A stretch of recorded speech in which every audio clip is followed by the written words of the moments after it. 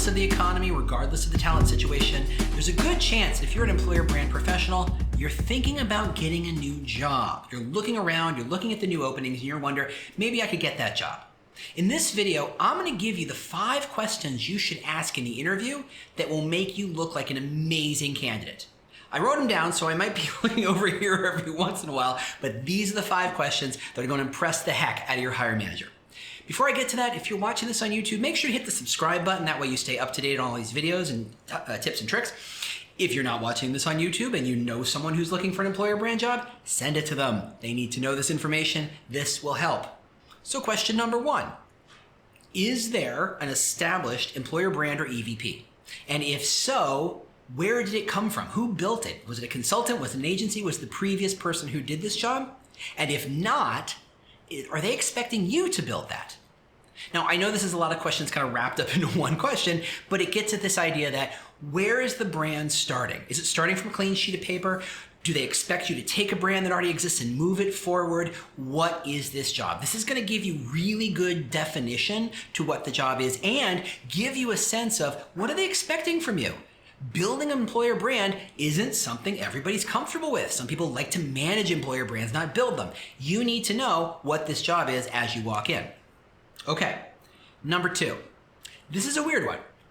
Who's my primary client going to be? Now, of course, the word client is strange, right?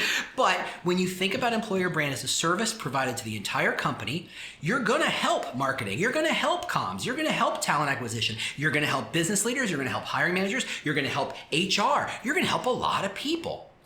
Who's the most important of that list? Who is your first client? Now, I'd suggest in most companies, your first client should be talent acquisition. Regardless of where you live, TA is your primary client. But asking that question shows that you've been around the block once or twice. You understand that employer brand is kind of a strange, messy situation, and it can fit in a lot of different places. And that you need to know who you need to make happy to be successful in your job. Question number 3. How will they be measuring employer brand success? Now, employer brand, as you know, very vague, very broad, very abstract. How do you know you're doing a good job? Are they going to expect and measure you by how much content you build? Are they going to expect and measure you by how many job postings you make, or how many recruiters you help? Or is there a metric, time to fill, quality of talent? What is that metric that they are measuring your value on? You need to know that walking in because that tells you so much about what they expect that job to be. At the same time, the hiring manager will understand, this person has done this before. And in fact, this person, and this is almost always true, knows more about employer branding than I do. They can tell me. Positioning yourself as an expert in this case is really going to get you where you want to go. Okay, number 4. There's a couple ways you could frame this, depending on the answers to the previous questions. But what I would start with is, what is the appetite and interest for employer brand amongst recruiters? Now, you'd think that even though employer brand lives primarily in TA in most companies, that they would get along with recruiters like peanut butter and jelly, right? Not always the case. Because you're coming from recruiting from a very different kind of perspective, that perspective in recruiters very often leads to friction. You're very often fighting. Right? They're busy doing things and they see you as some interloper, someone who doesn't know recruiting, who isn't going to be helpful, who's got lots of big ideas and have no idea what the job is. Understanding what kind of mess you're getting into and how much education and alliance building you're going to have to do, that's going to be super helpful. Also, it's going to tell the hiring manager that this is a big process. That people need to want this thing. You don't just buy it, it's a tool and you use it. People have to want to use it. And it will frame the rest of your conversation and frankly, the rest of your next 6 months in that job in the right way. That this is the amount of pre-work you have to do before you get to the heavy lifting of employer brand. The last question is, how will this job intersect with comms and marketing?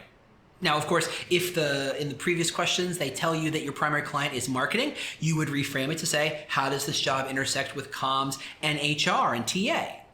Really, if you have a primary client and you are owned by a certain function, how much are they expecting you to go at other places? Do those other teams know you're coming in the door? Do they have any expectation that what you're going to do is going to impact them and vice versa? This tells you how much the hiring manager has thought through employer brand, how much experience they have with supporting employer brand, which is going to be a big deal for you and whether you take this job or not. You need to know, are you going to be kind of cast in and said, figure it out, or are you going to have good support internally who understands what these kinds of challenges are going to be? This also tells the hiring manager that you see this job as bigger than they may have and show that you have a lot of value, not just to the single primary client, but to the other secondary clients that you need to serve. So those are the 5 questions that if you are in an interview, you should be asking, not just so that you understand what this job is, but to show the hiring manager that you are an experienced, knowledgeable candidate for this gig. Thanks so much for listening.